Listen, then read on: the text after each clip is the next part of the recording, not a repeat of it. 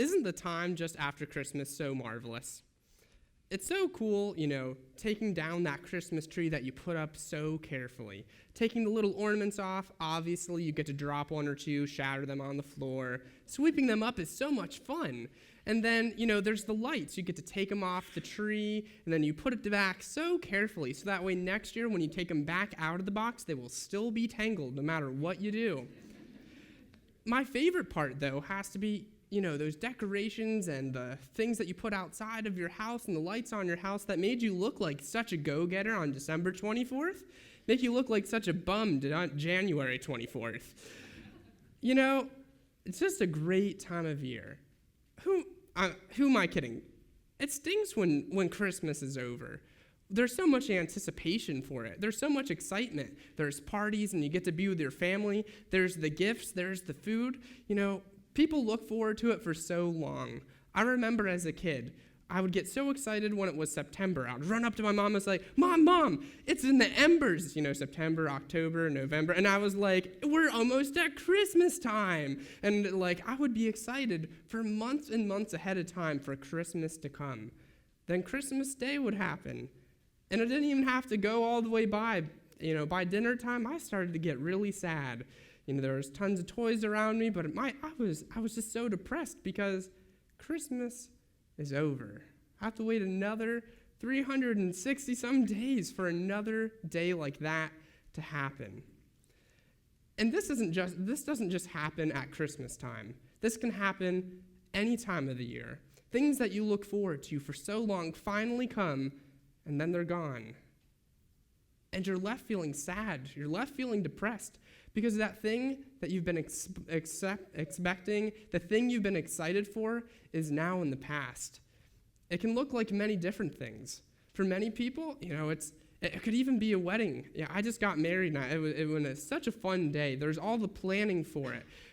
Getting the guest list together, picking out the decorations, and you look forward to that day, and you look forward to that day, and then it happens. And obviously, you're so happy to be married, but you don't have that wedding day to look forward to anymore. The same thing could be a job. You've worked so hard to get that job. You worked so hard to get that promotion. Then the promotion comes, and things don't change like you thought they would be. And you're just left with this sense of disappointment that things aren't the way that they thought that they would be, that things can't always stay the same in that day of celebration. Thank goodness we have the Bible and we have God's Word to look back and see how we can fix things, because I don't think it needs to be that way. I don't think it's necessary that we go into this natural lull after Christmas time where we're less excited to be a part of the church, where we're less excited about things going on in our life. And I'll be honest, January isn't really my favorite time of the year. There are some people who like cold weather, and I call those people crazy. But you just gone through this really fun and exciting time of year. In January, there's really nothing super fun to look forward to. The next big holiday is Valentine's Day, and for guys, that's just a lot of work and money. I got in trouble after I got home when my wife isn't here today, so I can get away with it better today. But we just are kind of entering into that natural kind of lull, the low part of the year, but I don't think it needs to be that way. And if we study the scripture and we study people and see what they did and improve upon it and mimic their successes, I think we can avoid this happening. So today we read a scripture, and the main person in it was Elijah. And if you don't know anything about Elijah, he was a prophet. And if you think being a prophet is easy, you're wrong. It wasn't an easy job at all. It would have been very cool to work so closely with God and be able to communicate his words, but who in here, unless you're a younger sibling, enjoys saying when other people are in trouble? As a younger sibling, I love telling my parents when my brother did something wrong, but otherwise, it's no fun to be the bearer of bad news. It's not very fun to go, hey, What you're doing is really wrong, and you need to stop it, otherwise you're going to be in huge trouble. No one really likes being that person. And Elijah had to do that all the time because the Israelites, the people who he was serving, man, they had just fallen away from God. They'd begun worshiping other gods. They've begun worshiping idols and participating in just horrible, horrible acts. And it wouldn't have been a very easy time for Elijah to be a prophet. To make things worse, in the time that he was alive, they had horrible, horrible rulers. King Ahab and King Jezebel were awful. They basically used their lordship to aggrandize themselves. They would take things that didn't belong to them, and they were very, very petty. And to make things worse, they were leading people further and further away from God and further from where they should be. So he had conflicts with them over and over again, because if anyone doesn't like being told they're wrong, it's the people who are in charge. And he had to tell them they were wrong so many times. Imagine with me if you were Elijah. In your mind, you would be thinking of a day when things would change. You would be thinking of a time where people wouldn't be participating in these sad practices, a day where they would come back to God, a day when Israel would go back to its former glory, where they would follow God and things were going well in the kingdom. I'm sure for himself he thought, one day people will accept the word that I give them. They'll no longer scorn every time I come in. They'll no longer shout at me. I won't be rejected. People will finally listen to the things that I'm going to say. One day the king and the queen will be forced to hear the things that I have to say to them. And he waited for that day for years and years. And finally, he had an opportunity. Finally, a day for him to show the true power of God to the people. See, he had a challenge with the prophets of Baal. Baal was the god who at the time was largely worshipped in Israel, and God. And so it was going to be him versus hundreds of prophets of Baal. And the challenge was simple, but at the same time, absolutely impossible.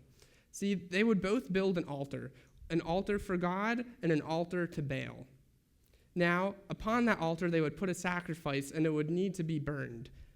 That's nothing special. Sacrifices were burnt to their gods all the time. Sacrifices were burnt to our God all the time in those days. But what was really crazy, what was really difficult, was that the sacrifice had to be burned without anyone ever touching it. Once it was set there, they couldn't light it on fire.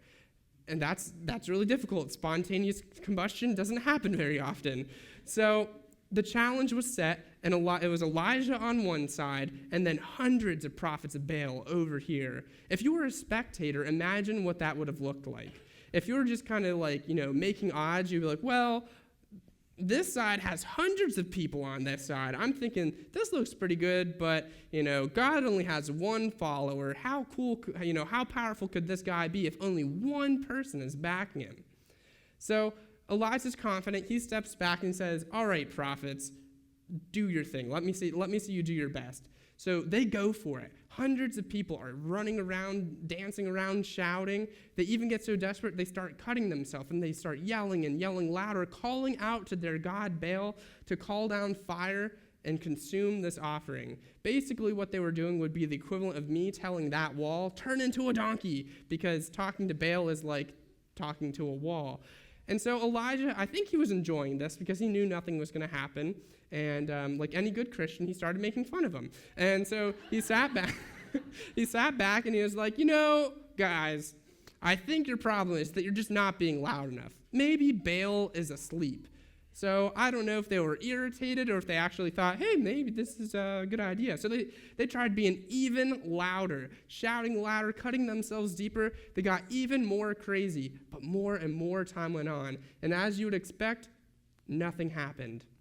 I'm sure after this, the prophets were like, all right, we tried. If we can't do it, if 400 of us can't do it, what chance do you have? Elijah was confident. He was really, really confident. So if you know anything about fire, water doesn't help the situation very well. The entire principle of firefighting is pretty much, based on the idea if you can put water on it, it won't light on fire. So what did he do? He had people go down to the river and bring bring thing after thing after thing of water and pour it over the altar. And then they also had enough water, they built a trench around it and filled up the trench too. So the thing that was impossible got even more impossibler, if that's a word.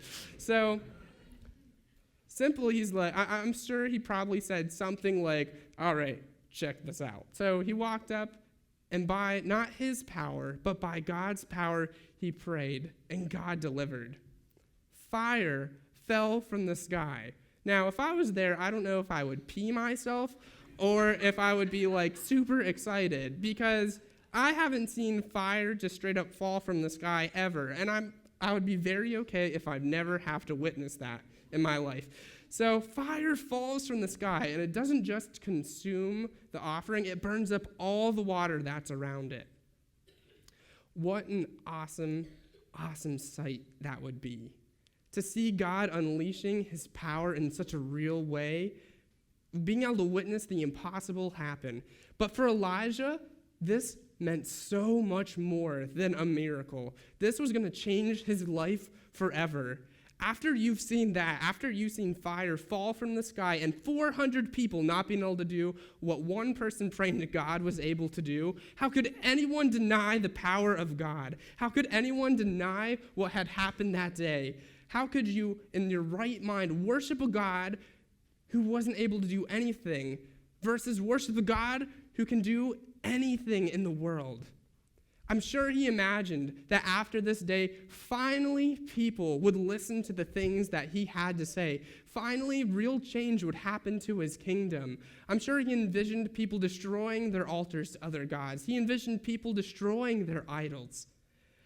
I'm sure he couldn't wait to hear back from the king and queen and them apologize for the way that they've acted, for them saying, I'm sorry, what should we do? After seeing and hearing such a demonstration, he must have just been waiting to hear the good news. I'm sure he thought that this was the moment he's been waiting for years for. This is the moment he's been wanting ever since he became a prophet, and finally this day has happened. So he finally got news back. He heard a messenger from the queen. And how did that go? Well, it was a very nice message. You know, it was pretty much like, hey, how you doing? I want you dead. I'm really surprised that Hallmark cards don't use that more often. It's very sweet. So the queen wanted to kill him. She was so angry, and she said, if you're not dead by the end of the day, God so help me. Now, how did Elijah react? We saw in the scripture, he was scared. Obviously, you would be scared too. My father puts it this way. He slapped it into the B for boogie, and he got out of there. So he ran, and he ran, and he ran. And you know what? I don't have a problem with that. If someone threatened my life, if the modern-day equivalent of the queen and the king threatened my life, I would be out of there too. It makes sense. So the first point I have for you today, when you're dealing with disappointment, when you're dealing with the feeling that your expectations haven't been met, you need to first accept your emotions. You need to be able to accept the emotions that you have. Because if Elijah would have just ignored the problem, things might not have ended up so well for him. If he said, yeah, man, whatever, he probably would have ended up dying. That would have been about the equivalent of walking into a room, seeing a giant bear, it growling, and then charging him, and like, well, if I ignore this bear, it probably won't attack me. That wouldn't have turned out very well at all for Elijah.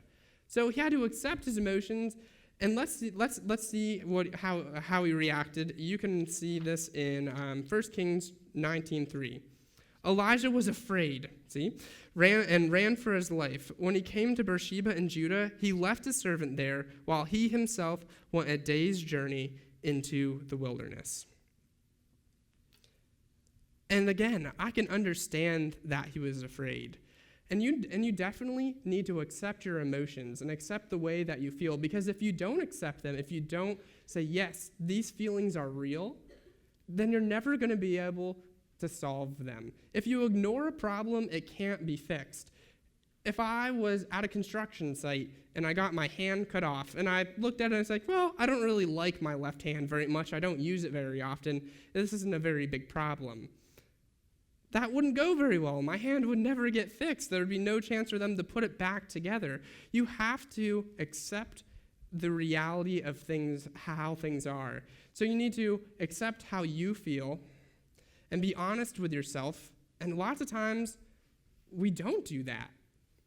We try to tell ourselves, if I just pretend this isn't a problem, if I just push on, if I just keep going, things are going to be okay. And we lie to ourselves that we're okay. We lie to ourselves that we aren't disappointed. We lie to ourselves that we haven't fallen into a lull, that we aren't disappointed. The other thing is you need to be honest with the people who are around you. Because you have people in your life who love you. You have people in your life who want to be there to help you. And if you don't tell them, if you aren't honest with them and accept your emotions, they can't be a part of that healing process. And finally, you need to be honest with God. You need to be honest with him because he's your heavenly Father and he wants to help and he wants to be there for you. But you must first be honest with him. So absolutely, it was okay, I think, for Elijah to be afraid. It was even okay for Elijah to create distance. But the second part, you not only need to accept your emotions, you also need to control your emotions. Let's see how Elijah did with that. 1 Kings 19:4 4 and 5 says, "I've had enough, Lord," he said. "Take my life. I'm no better than my ancestors." Then he lay down under the bush and fell asleep. We can see Elijah is very depressed. He's so depressed. His expectations haven't been met. And although, like I said, I have no problem with the fact that Elijah wanted to run, that Elijah wanted to get out of there, but he allowed his emotions to control him. He must have just forgotten what had happened a few days before that. He just witnessed the absolute might and absolute power of God, and already now he's willing to give up. So yes, it's okay for you to accept how you feel and to get to a safe place, but he gave in. He allowed his emotions to control him. He had just seen the power of God, and now he's trembling before a queen. That queen has power, but it's nothing compared to God. And we can do the same thing. We bow down and we submit ourselves to problems that are nothing compared to God because we tell ourselves this lie. We say that how things are now are how things will always be. We tell ourselves that how things are now are how things will always be. And that's not true. I can think back to the times when I've been at my lowest, and I remember thinking, things will never get better. My life will never turn around. I have no hope. I have no future. And over again, I was able to get beyond those things. Over and over again, by God's power, I was able to move past those things. I think Elijah forgot to look at the past. And we need to do the same thing. I'm sure if you think back in your life, you've been able to move past immense hurt. You've been able to move past immense difficulty because God is on your side and God is with you and he's there for you. And if you remember the past, if you remember to think back and remind yourself of the things you've already been able to accomplish, that'll completely change your perspective. The other thing you need to do, and I think Elijah forgot to do, is to think of the future. That there is still a future, and you need to think of what the future is that you want to have and act like that. I'm sure Elijah didn't always want to live in the wilderness and just give up. I'm sure if he really thought about it, he wanted to take action. He wanted to be bold. He wanted to see change still happen. And him giving up to his emotions and just giving in and asking God to end his life wasn't going to get him anywhere. A part of controlling your emotions is also taking action. Accepting the fact that you have a problem is one thing. Again, we'll go back to the silly example. My hand's been cut off, and I say, my hand's cut off. I would like to have this fixed. And I think, but at the same time, Netflix did just come out with I Love Lucy. And I love Lucy a lot. So I'm going to chill out for a couple hours, watch a little I Love Lucy, and then maybe I'll go to the doctor. That wouldn't be any good.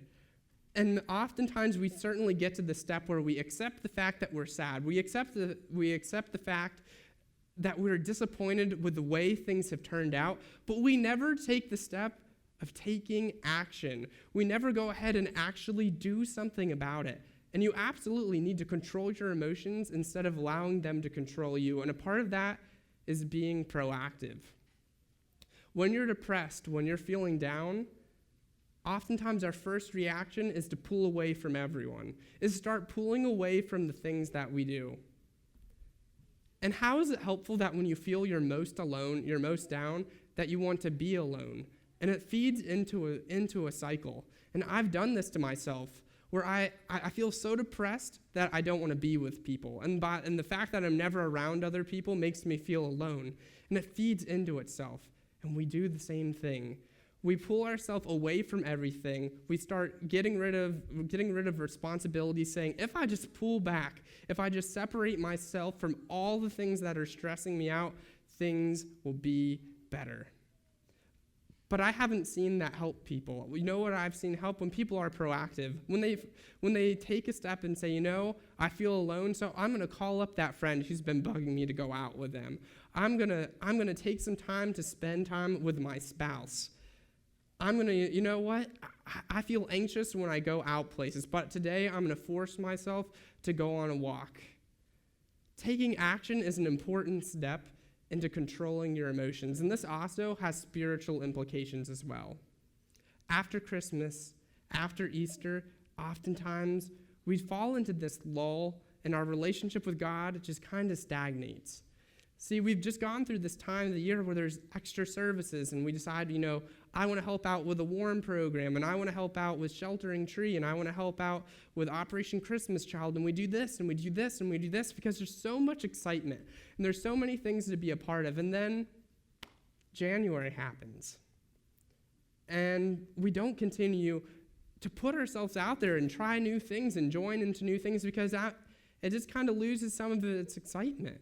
And your relationship with God just falls stale. So how do you fix that? Continue to sign up to do new things. Be in the Bible more often. Pray to God more often, because you know what? God doesn't need a calendar. He doesn't live by, Christmas time and Easter are the only times he can show up. God can show up in your life at any time. And that leads me to my final point. The fact that you need to open your ears. Elijah finally got shaken up when God sent down an angel, and he was like, you need to do something. You need to move. So he had Elijah travel, and this is what God had to say to him. 1 Kings 19:11. The Lord said, "Go out and stand on the mountain in the presence of the Lord, for the Lord is about to pass by." See, although Elijah had given up, God has not given up on Elijah. And no matter how you feel today, no matter how you may feel in the future, God is never going to give up on you. He is constantly trying to talk to you. He is constantly trying to communicate with you. So Elijah did this. He went to the mountain. He stood at the edge of the cave, and God showed up, and he showed up in a magnificent way. First, he came by in ways that would really grab his attention. Great wind, fire, earthquake. But did God show up in that? He didn't. How did he show up? A whisper. I think this tells us two things. I think there will absolutely be mountaintop experiences in your life. By this I mean huge moments that are just going to take you by the shoulders and shake you and grab your attention. And I'm about to have one of those, and anyone who's going to the youth group trip to follow is about to have one of those experiences. We're about to be around a whole bunch of great speakers and great bands, and in my life, that's where I received my call at a really, really great conference that I went to. And Christmas can be one of those times for us, and Easter can be one of those times for us, and we can just have these great times in our life where it represents like spiritual mountaintops. And those are great, and those are necessary, and those are wonderful. But God also talks through whispers. God also tries to talk to us constantly through whispers. Now, whispers aren't always the easiest thing to hear because they're meant for only you. It's something special that God has to say for you. But we forget to look out for them because we tell ourselves that all the best news comes at the mountaintop and not from the whisper, not from the quiet time you have with God. For myself, the times that I've absolutely been floored, that God's really, really done something in my life, almost every single time has been in the quiet of my room when I'm just praying to God, or when I'm mowing my lawn and it's just me and him talking. Those are the times God has given me the greatest news. Those are the times God has just moved in my life in such a tangible way, and he's just taken me and shaken me to the core. But we often ignore those. A few months ago, my now wife and I were taking a trip, and we're over in Delaware, driving along the road. And in Delaware, there's lots of trucks, and this one truck in particular had a ton of bumper stickers on the back of it, so many of them. And my wonderful wife, Brie, was like, hey, do you see that one bumper sticker? It's really cool. It has a fish, it has a deer, and it has a duck. And I look at my wife like she's nuts. And I say, Brie, that is one single deer. It is not a deer, a duck, and a fish. And she looks back at me and like, are you kidding? Are you blind? And so, like any good couple, we start arguing. And we do that not for a minute or two. We argue about this for maybe 10 minutes. By the end of the 10 minutes, I'm thinking either one, I'm blind, which is bad because I'm driving, or two, I need to drop my wife off at a psychiatric hospital. She's going nuts. I don't understand what she's seeing. And then finally I recall one little piece of information. She had said at one point that the bumper sticker was on the left-hand side of the car, which is interesting because I'm looking at a bumper sticker on the right-hand side of the car. In fact, both of the bumper stickers were on the car, but just because I was driving and busy arguing with my wife, I had missed a tiny little piece of information that ended up being so important. And in our life, when we don't have those mountaintop experiences, life happens and things get busy. Kids are in school and you're driving them all over the place. You have projects to do. Things just get crazy. And we miss those little moments with God. We miss those little bits of information just because whispers are hard to hear. And if you don't put yourself in a position to hear them, they're going to completely fly by you. And when we don't keep our ears open for those little moments, we live from mountaintop to mountaintop. And if you live your life that way, just waiting from one big moment to the next, you're going to miss out on so much. But if we live our life every day with the knowledge that God can show up in your life no matter what, that we can celebrate the same things that we celebrate on Christmas on January 1st, we can celebrate the same things that we celebrate on Easter any day of the year. Every day we have a chance to celebrate. Every single day you have a chance to make a difference in this life. Every day you can grow closer to God. You don't need a big service to make change. You don't need a conference to feel God's call on your life. God can absolutely move in your life at any point. And if we remember that and we live our life that way, we can avoid that disappointment. We can avoid those low points in our life. So as we move towards closing today, I have a challenge for you. At the end of the year, people make resolutions, and resolutions are really cool. Usually every year I pick one, and it might be to get a smaller waistline or to have a fatter wallet by the end of the year. It can be many things. And self-improvement is great, and I'm not telling you that you shouldn't do that. But I have a challenge for you to do something bigger. This year, what I want to see you guys do is figure out a couple of things that you want to see God do in your life this year. Figure out a couple of things that you want to implement in your life to get closer to God. So in front of every single one of you, or behind you, Miss Barker, there's going to be one of these cards, and I would love if you would grab it for me. On it, it says 3 to free. And I want you to pick 3 things that you want to see God do in your life this year. And each person's 3 things hopefully will look very different from one another. One of those things could be that it could be a person's name that you want to see God move in their life. It might be that you want to start having devotions with your family every week.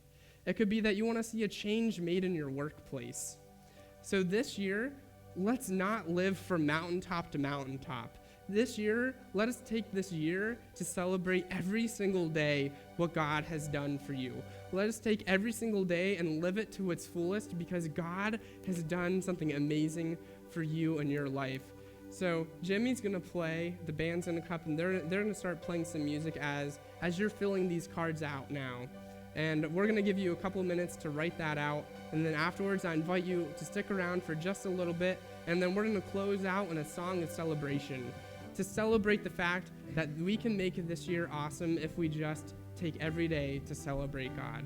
Thank you, guys.